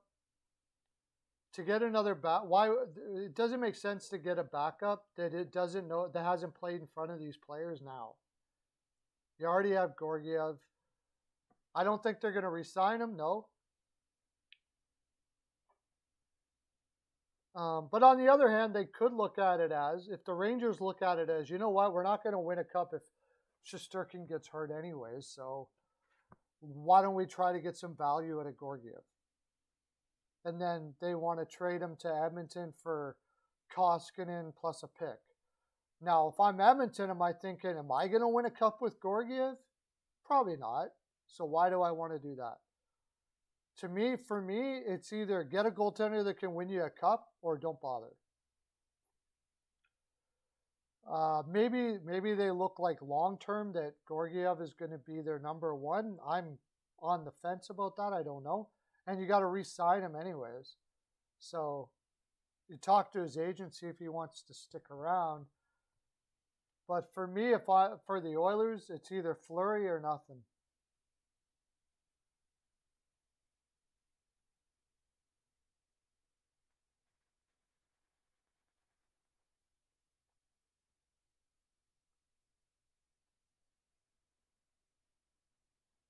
Winnipeg's not trading Ehlers, no way. I can't see that. I would be blown away. Unless Ehlers wants out, I guess, but I haven't heard anything about that. Fiala, I guess, yeah. But doesn't it feel like LA already has like a lot of Fiala type guys? He does score goals though, and they do need goal scorers. I think Fiala is going to be used in a deal where Minnesota gets a center for now, and the player that acquires Fiala uses him for a pick. And so maybe that's what LA does. Gives up a pick for a young Fiala. That makes sense. No doubt about it. Again, in that sense, you're looking for a long-term cup situation.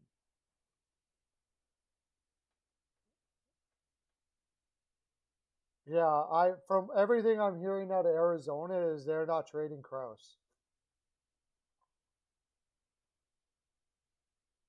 That's everything like, and I'm not an insider. I'm just reading up on everything I read up on other insiders, people that are actually insiders, that they're not trading Krause, and so of course there's always something that can get Krause, but it's going to be an overpay. They love him there. Guys with size and speed like that are, hard to give up.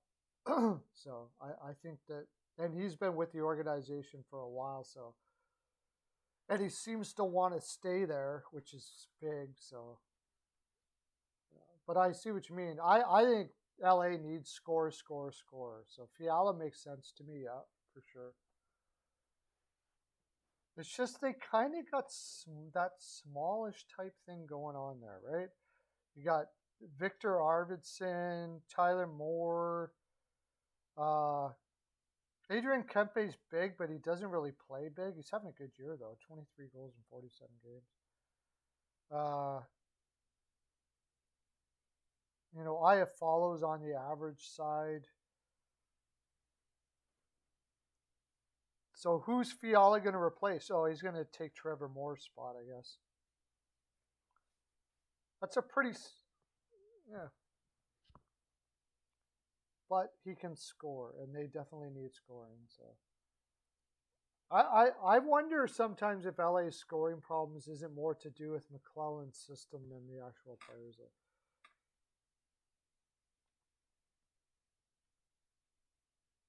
Copp's great. If he does go to free agency, he's going to there'll be tons of people interested in Copp.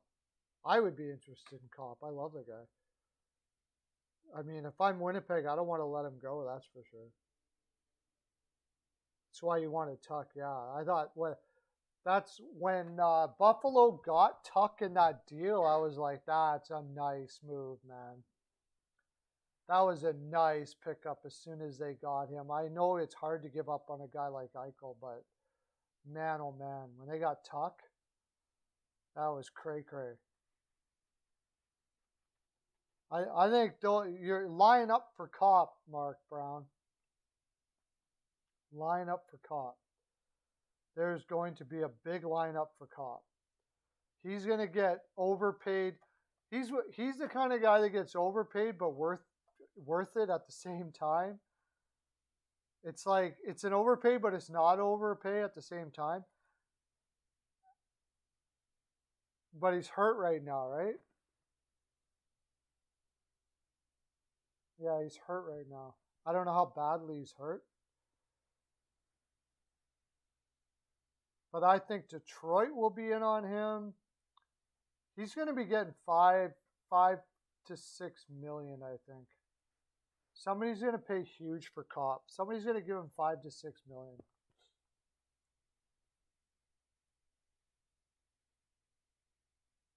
What's he got? How many points does he have this year? 28 points in 47 games. Yeah, see, his point production doesn't say that, but he's that type of guy that can do everything for you. And he's just got better and better offensively his whole career. I think, well, he's 6'1", big guy, can put up some points. Got better and better every year. He's going to get like Coleman money, probably, something like that. Cop. But he's not a big enough scorer. They're hard to find. Everybody wants big scorers, eh? Everybody wants big players that can score. I mean, they're so hard to find.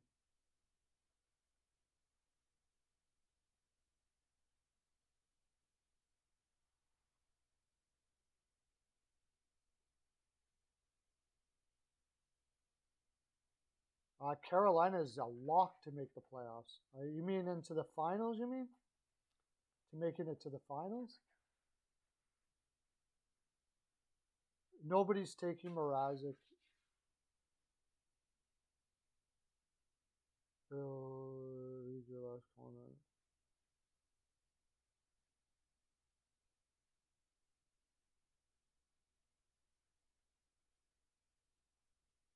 Mark Andre said, okay, well, I'll tell you what that means then. If Mark Andre said no, then maybe I would say that the best landing spot for him, and I didn't put this team, never even thought about it, about Bill Guerin in Minnesota when I did my 5-teamer. Minnesota. Either that or Pittsburgh.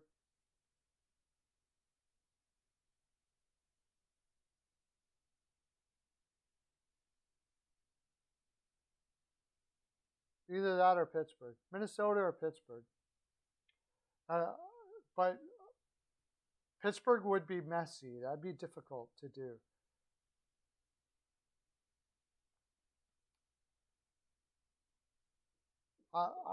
I think I heard somewhere where he won't go to Canada, and that's for family reasons or whatever. I don't know.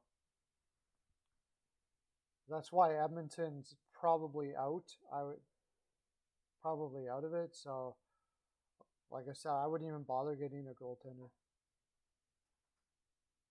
With what's out there, I don't Holtby, Hudobin. I wouldn't take any of those guys.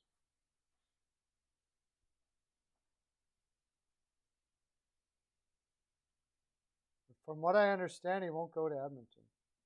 I hope he's right. From what I understand, he won't go to Canada either. So I hope he's right because that's the only thing saving Edmonton this year.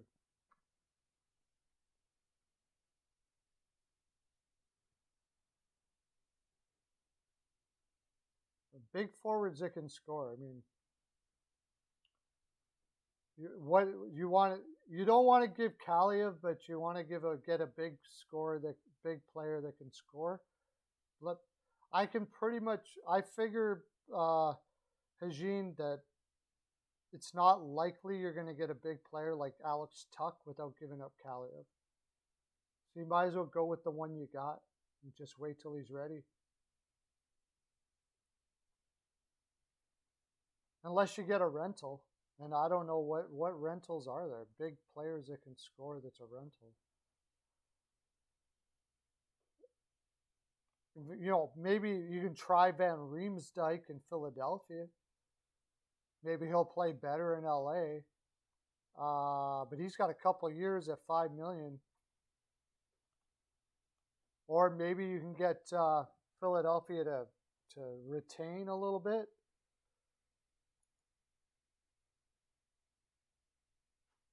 He has had good years. He is big.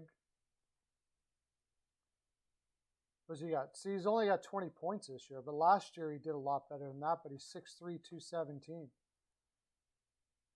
So maybe.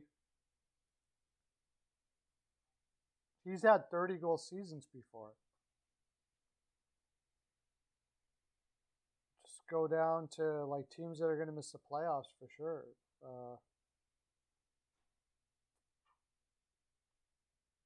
Maybe you're the place for Raquel if Anaheim decides to do it.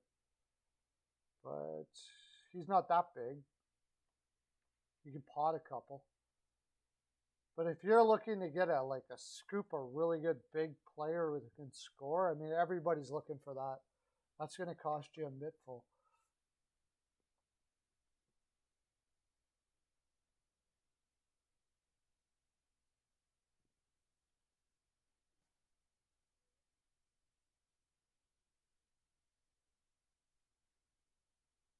No way. Nope. Horvat's not going anywhere. No chance. Horvat's not going anywhere. Peterson's not going anywhere. Pettersson's not going anywhere.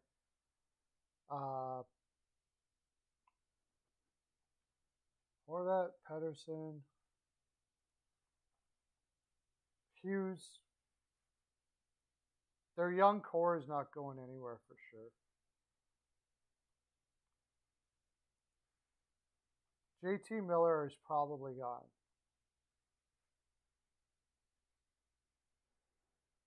Pettersson, Horvat. I even think they'll sign with Brock Besser. I think they'll move Connor Garland and possibly JT Miller both, but no way they're moving Horvat. No way. That would be stupid, to tell you the honest truth. That would be. I mean, I like JT Miller, I guess, but I just did my JT Miller trade video. You might want to check it out. I will tell you one thing I said in there is, in the long run, you want Horvat and Pettersson to be the leaders of those teams for the long term. Horvat was given the captaincy at a young age already, and that's what you want. So it really doesn't make sense to keep JT Miller, to tell you the honest truth. Because JT Miller is the kind of guy that takes over a room. He's just, it's not that he's not being bad or anything. It's just in him to be a leader like that, a vocal leader. He's at his best when he feels like he's leading a team. And you're not getting anything for Justin Hall, Whitechapel. No, you put him on waivers or something. They'll probably put him on waivers. Any chance Horvat is traded? No, there's no way. No way. I can't see. You would have to get Horvat out of Vancouver. That would be like, man, oh man. You would give more of a package up than you would for JT Miller for sure. In order to get Horvat, I want it's going to be an overpay all to hell. It's going to be a serious overpay. I want Kravtsov. I want Schneider. What else? Like Kravtsov, Schneider, your first. plus.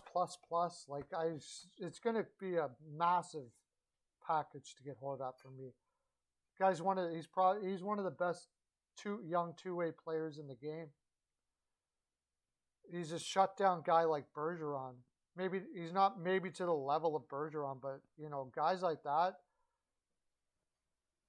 I'm not giving him up. Those are the guys you're looking for. No way. Hey Ron, how you doing, buddy?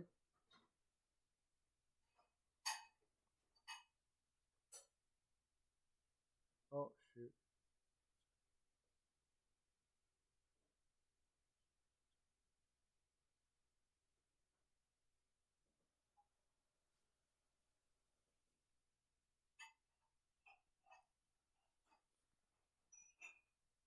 Those are guys you're looking for when you get draft picks and all that kind of stuff like that. Like big power centerman. I don't know what you would do to get him, but you won't like it. Like what I'm gonna ask for, you're gonna be like, I can't do that. I'm gonna be like, I know you can't. Like, if I get, yeah,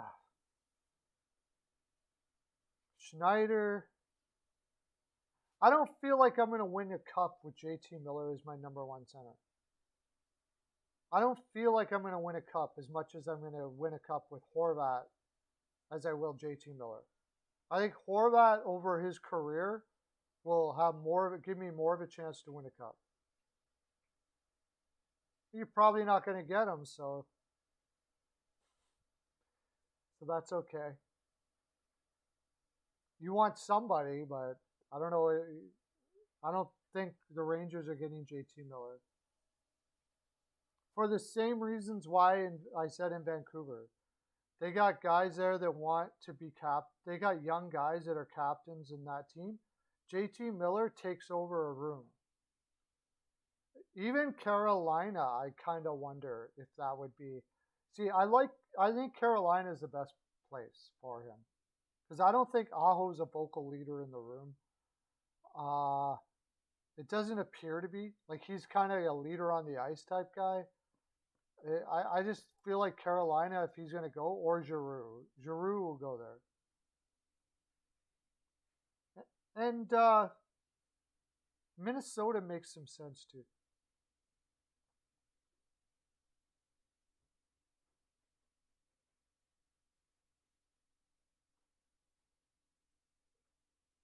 And if they decide to trade Kubalik, they'll get pretty good value for him. Fleury for sure. Kelvin DeHaan. What about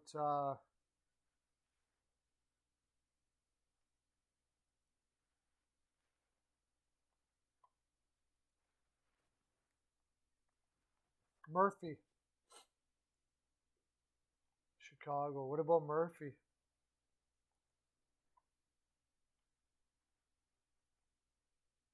How old is Murphy? Oh, he's 28. Kelvin DeHaan's a little older. Maybe they want to keep Murphy. I don't know. I don't know which direction they want to go there.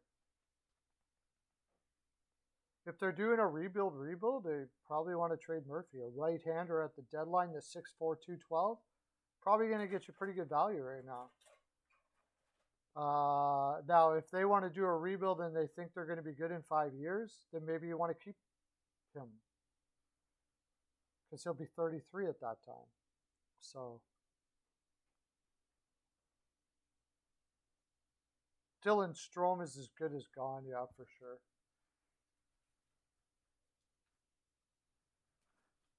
Kurashev, yeah, he's having a bad year. Kind of, yeah, Kurashev is Kubalik. Not having a great year. He's 26. Yeah, I could see that. Kubalik for sure, yeah. Chicago doesn't know, yeah. It's true.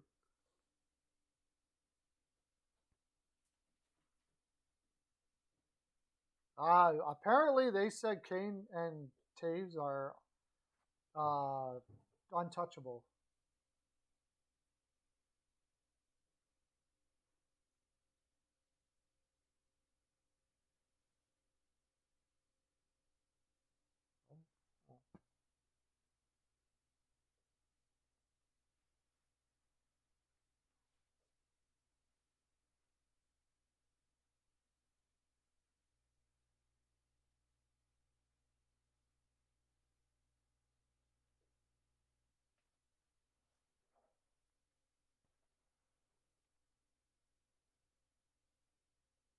No, I apparently Kane said no. Kane does not want out. Taves does not want out. And that's probably why they said they're untouchable, because both of them just don't want to be traded. Period. In the story, they probably grew up in Chicago. They got family. Whatever reasons they are, they have ironclad no trade clauses. So it makes it tough. That's what's been difficult there in Chicago. That's the reason why the old management did things the way they did. They didn't tell anybody they were rebuilding. They just sort of like let people go and knew they were going to be bad on purpose. And it really came out when they traded Crawford and let Lankinen be the number one. And basically, they were trying to push Taves and Kane to waive their no trade clauses, but they weren't going to bite. So they were just going to say, okay, you'll just have to rebuild with us then. And they tried to do it in such a way where they didn't tell them to rebuild, so it looked like they were going for a cup every. The players generally don't think too deeply about the roster, and they just think they're going for a cup every year. So you might as well get as much value as you can out of the guys that you have in Kane and Taves, and their greatest value is showing young players how to prepare to win a cup. This is what it means to go to war. So they tried to use that value to do that. Now, when they did figure out that they were rebuilding, it became a problem. Because, it was like, I didn't know when they traded Crawford, that's when their plan went south. But they still don't want to waive their no trade clause. So what's Chicago going to do? I think you have no choice but to do what San Jose should do, and you just trade everybody and tell the veterans to sign those long contracts. You're just going to have to bear with us while we rebuild if you're not going to waive your no trade clause. I would have just did it vocally. That's all. Just clearly to them. Anyways, guys, that's my full 42. Might be on tomorrow. We'll see what happens. I'll definitely be on, what's today? Tuesday, Wednesday. I'll definitely be on Thursday for sure. Be watching out for it. Awesome, everybody came on. We're getting so many people in here. It's great. I love it. Love having you guys on all the time. I got to go pick up my my other half, and I'll see you on possibly tomorrow or Thursday when I feel like 8 o'clock. That's my full 42. Have a great day, everybody. Okay, bye.